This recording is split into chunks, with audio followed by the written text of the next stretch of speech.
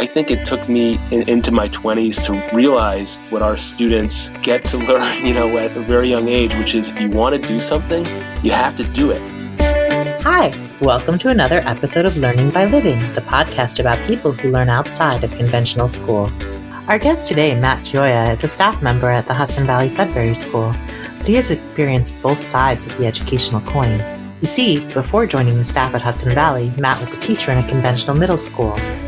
Matt came on the show to talk to Kevin and I about what kind of learning young people do when they're in a learning environment when they're free to do what they want with their time. We also talked about the differences between conventional school teaching and supporting young people in a Sudbury school, and how the Hudson Valley Sudbury School works. We're very excited to bring you a fantastic interview with Matt Gioia. Hi, Matt. Welcome. Hi, Gina. Thank you so much for having me. We're so happy you're here. So I always allow guests to do an introduction to themselves. So how would you introduce yourself, Matt?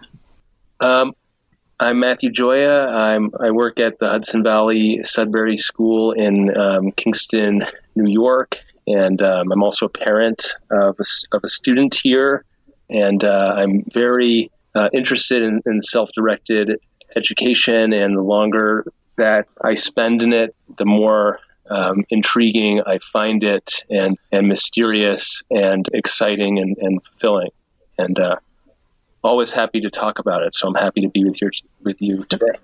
How long have you been at Hudson Valley, Matt? This is my 7th year, Kevin. And before that, if I remember right, you were a middle school teacher?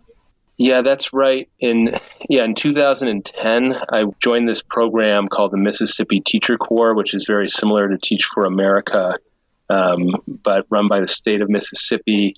And I went there just only for 2 years. I was a teacher in a town called Byhalia, Mississippi. Let's talk about then the path that led you from teaching in a conventional school to the Hudson Valley Sudbury School. Yeah, sure. It's always, whenever I start to think and talk about my time in Mississippi, I kind of my whole abdomen constricts, and I start. It was a really hard time, and I hope it's the hardest thing I'll ever do going there, and had very little preparation, just like a summer school program, kind of a crash course, and then was thrown into this middle school with about 500 students in it that was run very much like a prison. Students were kept in their seats the entire day. For any time they needed to move to a different space, to go to the bathroom or the lunchroom, they were lined up very systematically and literally walking on a line. And the students most of them were had so many terrible problems to deal with in their home life and in their personal lives. But we had the mandates from the state, and our mandate was to push them really hard to obtain these standards and objectives. And it was a really difficult experience for me. The first year especially, they really ran over me and chewed me up. And every day was it reminded me a lot of my brother was a Marine. He went to Parris Island for boot camp when he was 18. And they had a saying there that it was like the worst day of your life, 90 days in a row. And for me, that first year was like the worst day of my life, 195 days in a row. And I was working around the clock as much as I could, trying to get a handle on things, trying to do a good job or a better job, but I wasn't able to manage the classroom enough to really deliver any teaching anyway, at least for the first half of the year. I will skip ahead to after the second year, and there's a little detail in here I'll just put in. It might be, I don't know if anyone will find it offensive or not, but it's just the truth. About halfway through the first year, another teacher turned me on to watching Cesar Millan's show called The Dog Whisperer. Have you ever seen it? Yes. Okay. Yeah. So Cesar has this sort of baseline philosophy of energetics in terms of how to interact effectively with dogs. He calls it being a pack leader. the energy which is required is, he calls, calm but assertive. It's pretty simple. It's a pretty basic idea. So I started picking up tips from him on how to basically, cultivate and maintain this calm and assertive energy to be a pack leader. And not that I'm trying to call any human being a dog, or especially any of the students who I truly adored at that school, not equating them, but I started, using tips from his show, and my classroom started running more smoothly. It was really about my energy. And previously I was bringing this kind of frantic energy.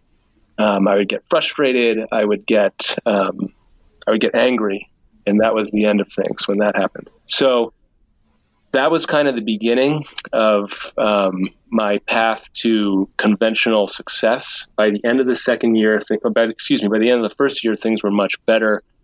And then my second year there was successful by the standards of the school's administration and the Mississippi Department of Education and all that. However, during that year, my classroom was tranquil. Students were doing what I wanted them to do. They were making some gains, and I was teaching reading, so they were making some gains in their reading skills, at least according to the standards of Mississippi, which, are likely very similar to other states' standards. But as a reader myself, they didn't make a lot of sense to me, and my basic critique was they broke reading into arbitrarily into all these different skills, which I thought didn't make sense out of context. But anyway, it's what we had to do. So it was going well, and that was when the tranquility allowed for me the deeper problems, the structural issues, the paradigmatic problems with conventional schooling to start to emerge for me.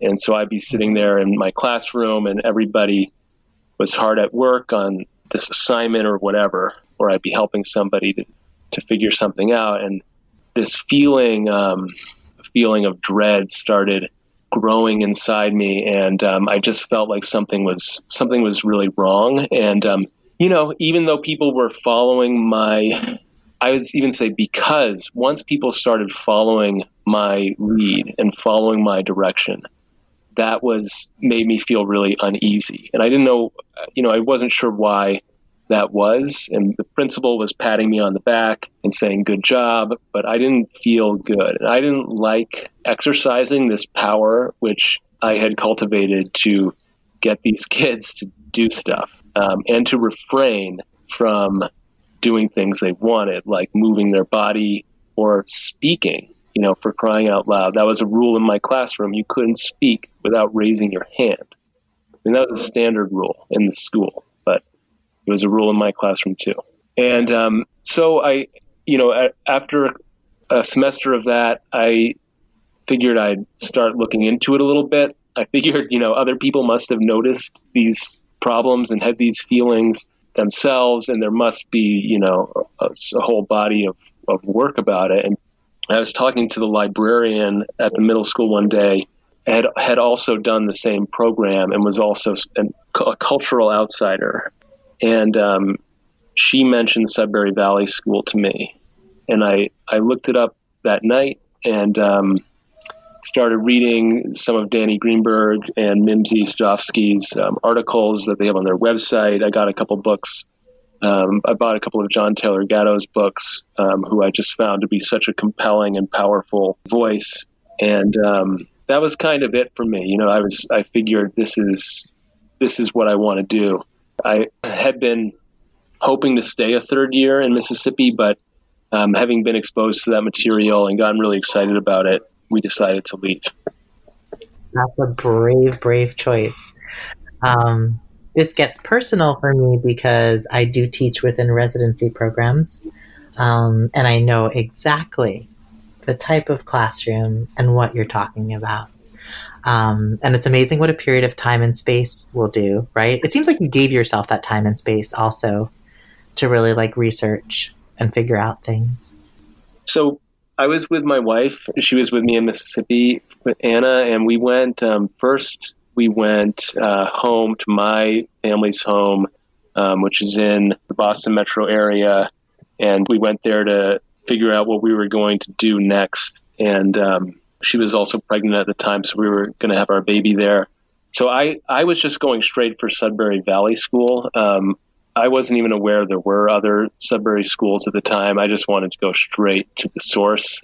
Then I started looking at, finding out about the other schools and looking into the others. And this one, frankly, it was the closest. It was the next closest one, but it was also one that was well established and had a solid enrollment and good finances. So I applied for the job. And because the school is run democratically, including, staffing decisions, if you wanted to be hired, you had to spend a lot of time at the school. Since that many people were going to be involved in the decision, you had to spend time with them. So it was a very processy process. And I had to travel out here like maybe 5 or 6 times to spend a couple days at a time in this long application process. When you spent some time there, was there an immediate home, or were there any things that you were like, ooh, this is interesting? I had sort of 2 different reactions and feelings. On the one hand, I did feel at home because in the space here, I felt immediately relieved of those feelings. I was describing that I was having as a teacher in Mississippi of being uncomfortable exercising this sort of power. I was immediately relieved of that burden, and I felt permitted in this space to respect young people as my equals, my moral equals. It was such a relief, and it felt so wonderful because I like young people. So it was fun to be here and to not be responsible for micromanaging their behavior or for managing it at all, really, or for the outcomes, for their academic outcomes. To be relieved of that responsibility, I felt like allowed me to start actually, cultivating some better relationships with young people, and just for me and for young people, just to be able to enjoy each other's company in a more relaxing and genuine way. So that felt wonderful from the beginning. The other part of my reaction was reading the material from Sudbury Valley and thinking about how I would behave as a young person at a school when I could do anything. I had a different idea of what would be happening at the school. Because when I was a kid, I really liked academics, but I didn't like what was going on in school. And I had all these problems with, I wanted to read, I was really into literature. And I wanted to read literature and write about it and talk about it all day. And I had no time for anything else.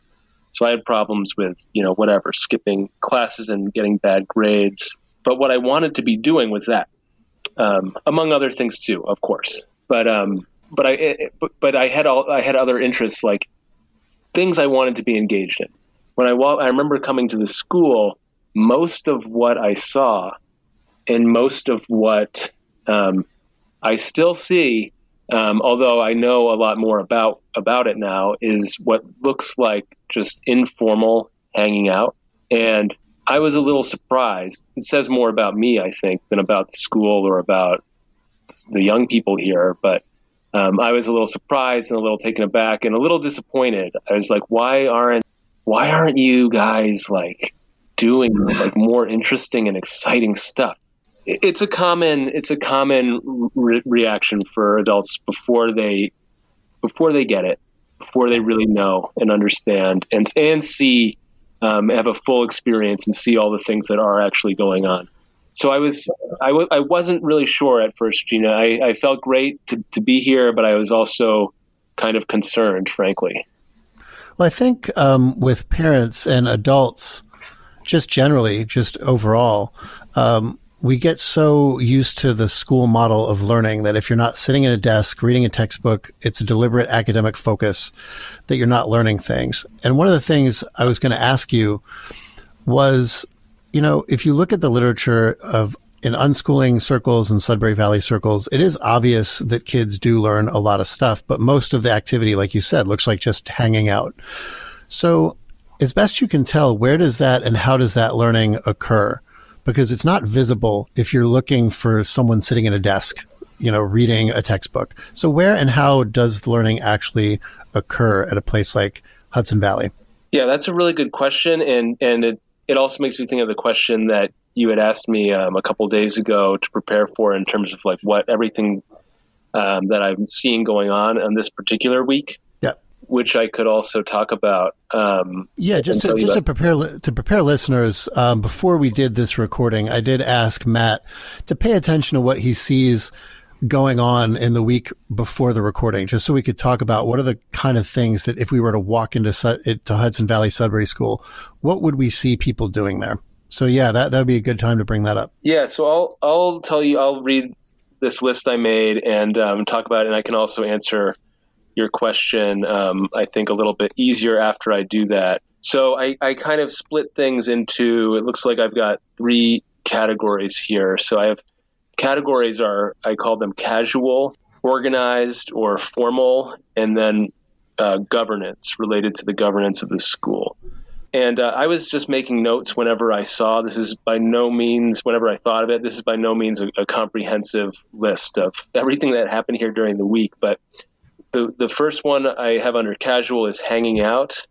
And I would say this is like a staple sort of bedrock activity at the school. And it looks like, young people and staff sitting around a table or on the floor or walking outside together and chatting and whatever, laughing and hanging out. Another one is there's a baby at the school. There's 2 staff members that have a baby. And actually, I take it there's 2 babies at the school. So there's a lot of baby action at the school. And they are very well-loved members of the community. A lot of students love interacting with the baby and playing with the baby and doing all the baby stuff, changing the baby. And there's one student in particular who is almost like a nanny to one of the babies, and she puts the baby for his necks every day. So seeing a lot of baby action. I saw a lot of students recording videos this week for sort of various in various contexts. Always see students doing like journaling and reading. There's always students using devices. They're using their phones or personal laptops. Those are also like activities that are just reliably going on at any given time. We have an art room that's well stocked. There's almost always students making art. So I definitely saw art going on. There was a nice Nerf war. Looked very exciting earlier in the week. There are some students who are applying to college. One of them, I was observing a staff member helping a student get organized for the college application process. And then also under casual, there's also just always a wide variety of play happening at the school, which is, anything from like a lot of pretend play, a lot of like pickup sports, like ball hockey is a really popular one right now. A lot of gaming and a lot of board games and card games. And then the little kids, they just like to be chased, a lot of chase. So a lot of running around and tag and that kind of stuff. And I'm estimating that category of activity to be like 60 to 65% of what's going on at the school. Under the organized formal category for this week, what I saw was there were some organized classes going on this week. There was a Chinese medicine class that's been ongoing, which is taught by a local practitioner who comes to school to do it. There's a debate club at school. I haven't been myself, but I've been hearing some rave reviews, and they've started to attract an audience. So people go and watch the debates. We have this mechanism at the school called a cooperative, which is it's like a group of like-minded students and adults who share a common interest, and then they organize. And once they're organized, they can get access to resources at the school, like space or funding. So there's some cooperative activity. There's a tabletop role-playing cooperative, which essentially they do D&D, which is like a collective storytelling game. And like always, a D&D campaign going on in some room at the school. It's very popular. Some of the cooperatives made meals for sale this week, breakfast, lunch. Usually everyone's on their own for food, but the cooperatives do provide some meals for sale. In terms of the age that you would generally find in these classes, would it be a pretty wide gamut? Is it usually older kids in their teens? Is it usually concentrated at an age level, or do you see a large gamut? It is usually older students, and generally the elementary school age kids are playing all day. The middle school age kids spend more time in like intensive socializing, and I see it as sort of forging their social identity in a more intensive way. And then usually the high school age students is when, at our school, students they start to develop more of an interest like in the world beyond their peer group, and also start thinking about what's coming next after our school. And so that tends to lead them into doing more formal academic type of activities. And they also start, just to be honest, frankly, they start to get nervous. This is something we're dealing with all the time at the school, that they start comparing themselves to their friends who go to conventional school. They don't have the same knowledge, the same training, and it makes them nervous. And they want to start getting it for themselves. And so they do start organizing for that reason as well. Right now, there's a 6-year-old who has organized for herself reading lessons every day. She's like really, really jacked up about learning to read. And there's an American Sign Language class that is middle school age kids that they're excited about that. So there are, the younger kids they see it going on. They do know about that mechanism of direct instruction, and they do avail themselves of it occasionally. Just going back to my list, I also saw there's a Scream Club. I saw them in action today. They go out back behind the hill out there and they scream. I guess it's therapeutic or something. I love. So I saw them. And then another thing that is kind of a common container for activity at school throughout the year is event organization. We do a lot of events. Students are almost always involved in the organization. There's usually people working on events. And right now it's the winter gift sale, which is a big event here. And there's a lot of student vendors. So and the winter gift sale committee has created this really cool sort of template for the student vendors, where they help them like with graphic design, like creating their logo, and with writing about their business, and then of course they're manufacturing the things that they're selling. So there's a lot of that going on right now.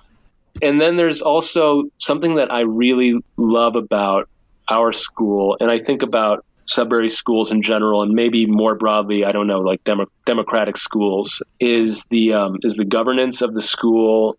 The school itself isn't focused on classroom activity. It's focused on governance, on itself and the governance of the school. Students have access to all levels of decision making, and many of them don't get involved much. But there are always some students who are very interested and motivated and want to be a part of it and want to influence and work on the school itself. So I saw this week there was a school meeting, the regularly scheduled school meeting. So on days when we have the meeting in the morning, there's always students reading the agenda, which is published by 10 o'clock in the morning before the 1 o'clock meeting. many students attending the meeting and speaking in the meeting and working on things together. Right now, there's also a group of students who are working on developing some new school policy, which is a pretty intensive process. Every day, also, the judicial committee is meeting, and that's also, students are running that committee and on the committee. So that's an activity also that's going on every day for anywhere from 15 minutes to a couple hours, depending on, what complaints have been written. I imagine it must be pretty different in terms of when you were teaching conventional school, right? You set the rules, you enforce the rules, or the school enforces the rules, and students don't really have a whole lot of say in that, if any.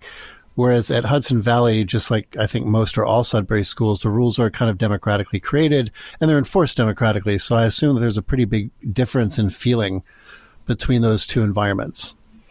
Absolutely. Not only did I make the rules in the classroom in Mississippi, teachers also in conventional schools, or at least, in that one or in many of them, reserve the right to sort of arbitrarily make up rules or make judgments on what's okay and what's not okay in the moment, or sort of by whim or whatever other criteria they want to use. So that's another difference, is that here we have this robust law book that goes into great detail describing exactly where the boundaries are. So everyone can know. I think that creates this kind of safety where you know where the boundaries are. You're not going to be ambushed or surprised by the authority and held to account for doing something which there was no forewarning that it wasn't okay.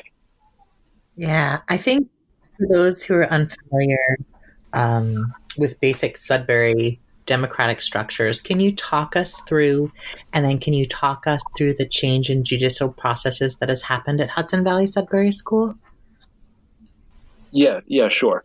And I just want to say one other thing on Kevin's last question, which is that there does remain at our school, and to my knowledge, other Sudbury schools as well, there still certainly is a resentment of authority, even though the authority is held by the community. And even though the committee is run by fellow students, there is still that tension and that resentment towards the authority, which is adjudicating complaints.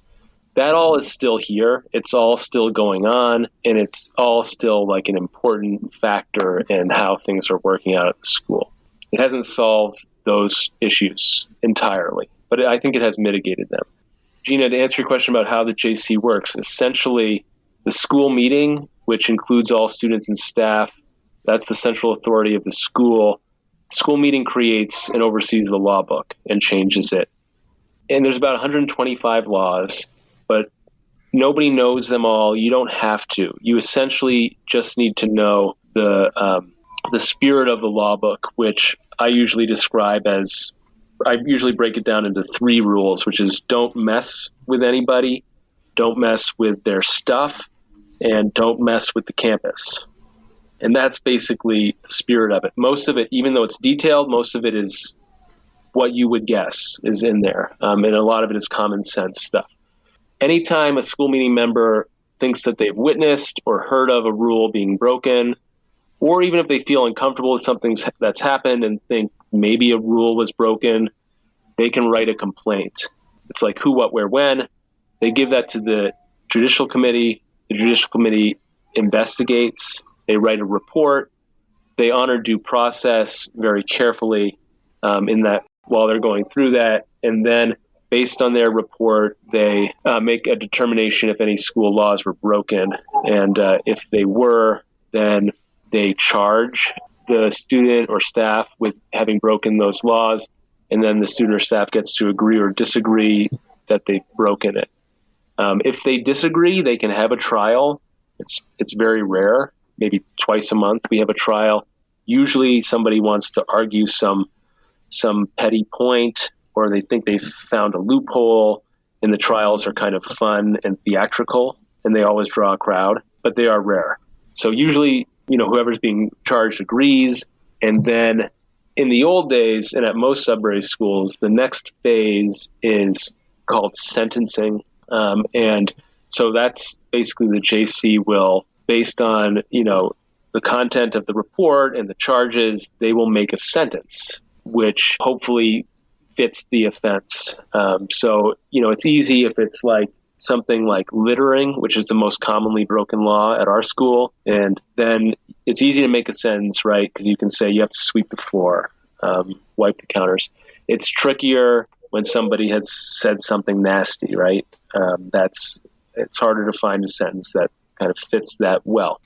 One change that we've made at our school starting last spring was, and the school meeting worked on this for a couple months and decided to try it after we had thought about what we want our JC to be like. We wanted to model it on what we were conceiving of as like just a basic healthy relationship between two parties. So in other words, two equal parties, not a relationship between where there's a power imbalance. So like between two friends, for example, we thought that usually in a healthy or one form of a healthy relationship, when a boundary is crossed, there's a discussion. And if there's agreement that the boundary was crossed, once that's established, then there's a discussion about how to move forward. And a plan is made. Sometimes ultimatums are set. But it's a collaborative process, which we don't think involves punishment. That said, that in any relationship, if boundaries are crossed too many times, or if they are crossed egregiously, then ultimately both parties always reserve the right to take a break from a relationship or to end it. So the change that we made was to, instead of just issuing this sentence sort of by fiat, to instead have a similar kind of conversation. We had also realized that a lot of times people didn't know why laws were in place, or they didn't understand what harm the violation had caused, which seemed like a problem. So that's part of the conversation is talking about what harm was caused by the violation. And that's been really interesting. And sometimes, we realized that there really wasn't harm caused, even like in a more abstract sense. So that's been informative for the school meeting. And then another aspect of the conversation is if there is a particular aggrieved party, they can speak. They can say how they've been affected, what they understand the harm to be. And then the JC asks the person who's been charged and has agreed that they've broken a law to propose a plan. Then there also will work with them on the plan until it's agreeable to both parties, to the JC and to the individual, and then that's the plan. Do parents see a difference in their kids regarding their views on conflicts and rules after they've attended your school for a while? That's a really good question. One thing that parents do often report, soon after, say, like a transfer student from a conventional school, parents will come in, a couple months after a student transfers in and says, "What's going on? My kid thinks they have a right to like make the rules in the house." Or like they think they have a right to an equal vote with me on like what we're going to eat for dinner. So I think that usually, and I think it's very common for our students to take the idea that they have a right to be a part of, decision making, and a right to make decisions for their personal lives home with them. I'm really curious, Gina, to know if now that we're having these more robust discussions in our JC about like why the laws are there and what happened and like how we can move forward and repair harm. I'm curious how that, or if it will change our culture, just, outside of JC, how we're conducting ourselves and interacting with each other, and also if, how it will affect us, in our personal lives too. I'm not sure yet. So, speaking of personal life, I wanted to ask you, a while ago we were talking, and I don't even know if you remembered it, but it made a great impact, definitely on my life and on my thinking. At one point, we were talking about Sudbury schooling, but we were also talking about life, and you had said something like, life is all about making space for doing what you love. How do you see that both in a school context as well as in a personal context for you? Well, in a couple ways, I think one strength of our school and of Sudbury schools in general is that our structure of staffing allows us as staff members to work on things which we are excited about and which light us up, and we have that kind of flexibility, and so it allows us really to leverage the power of intrinsic motivation in our staff members. We do all have grunt work to do, and that's part of life too, and that's fine. For me personally, though, having the opportunity to also use my skills, like do what I think that I do best, to make my contributions or to work on things that I want to, it also makes me, I also do feel excited to do the grunt work because it is so clearly and directly in support of those other things. And, we've had a lot of adults at the school, a lot of parents and staff who, being connected with the school and spending time at the school, has changed their approach to life, which to me has always been, I think, a real sign that there is something that's really special going on here. Like, it affects everybody. Everybody is picking up something from it, and it's changing the adults too.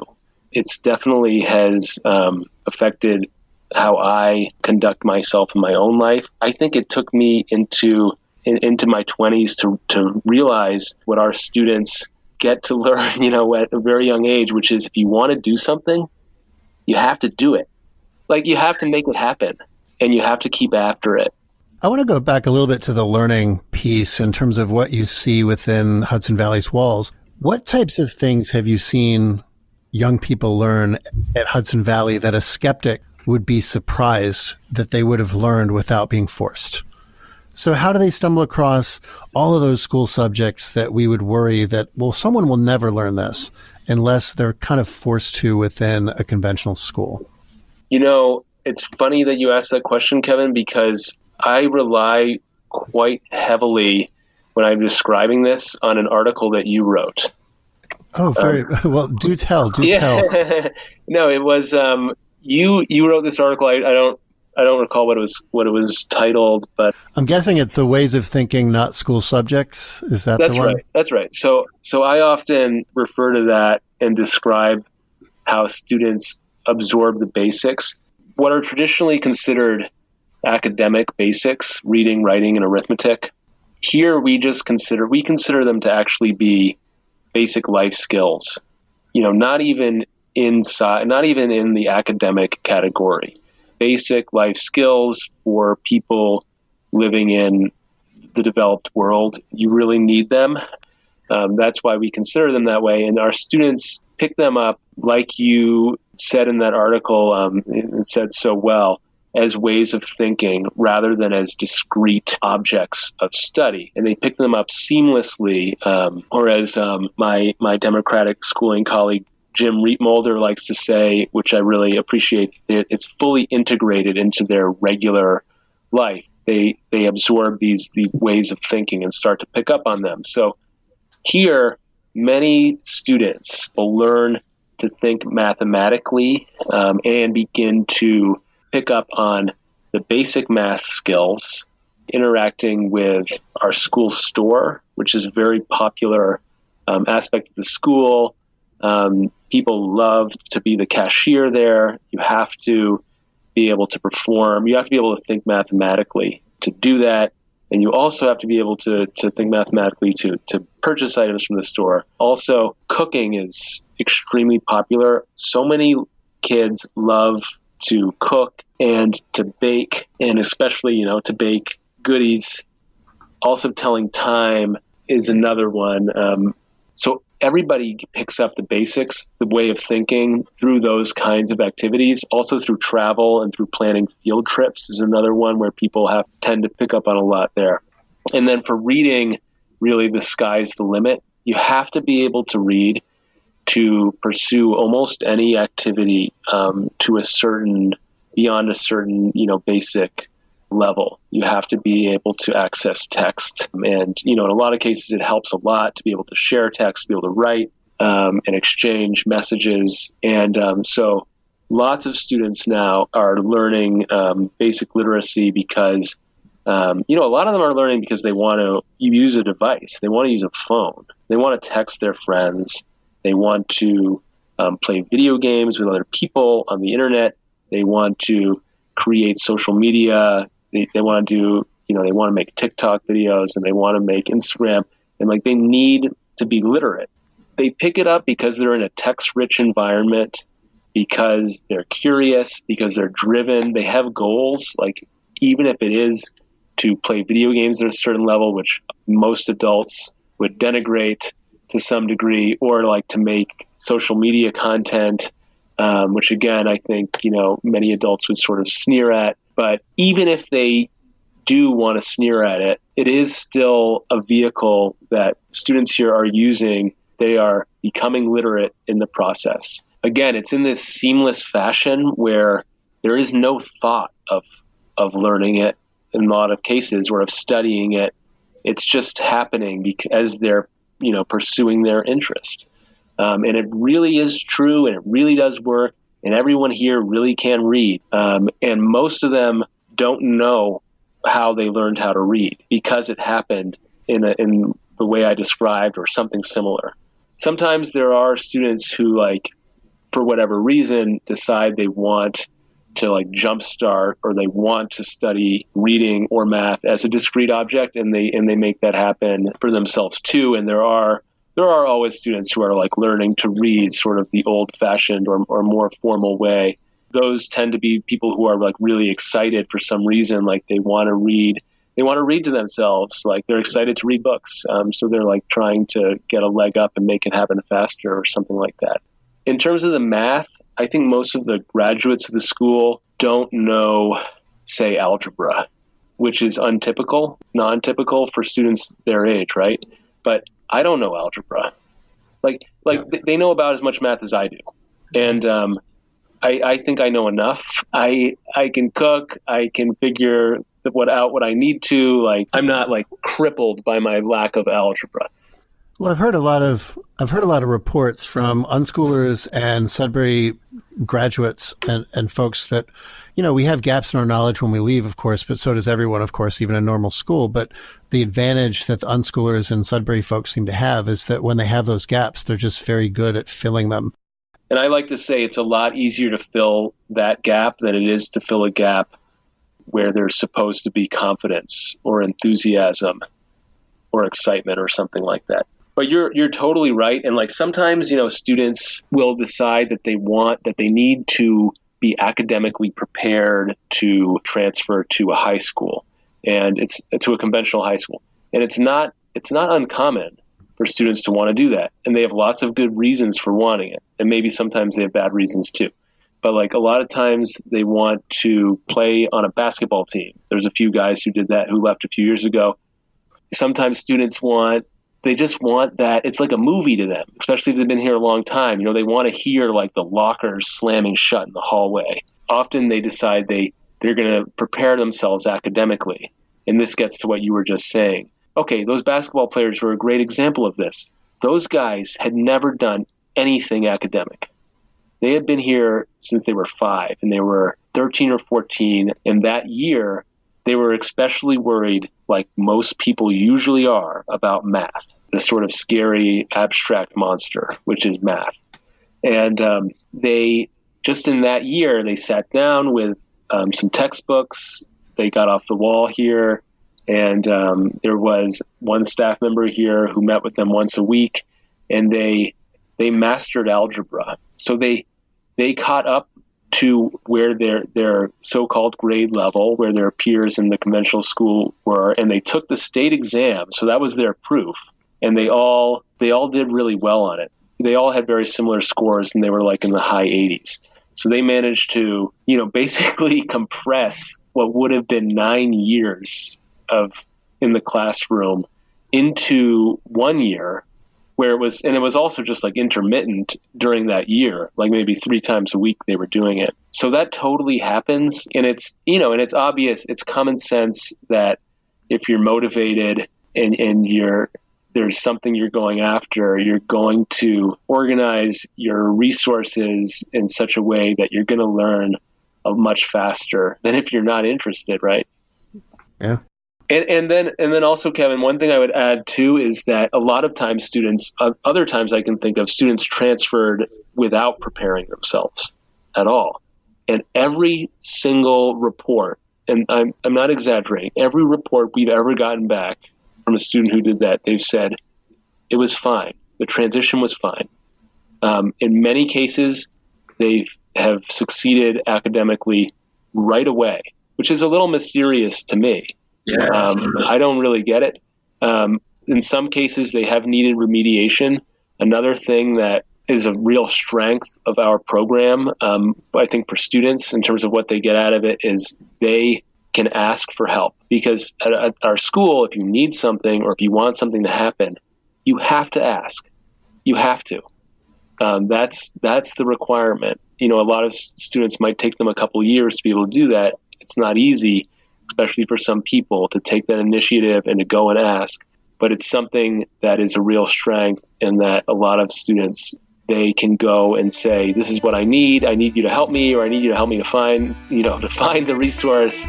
So I have also heard from students who've gone to conventional high schools and have said, I needed remediation, I got it, and it's fine.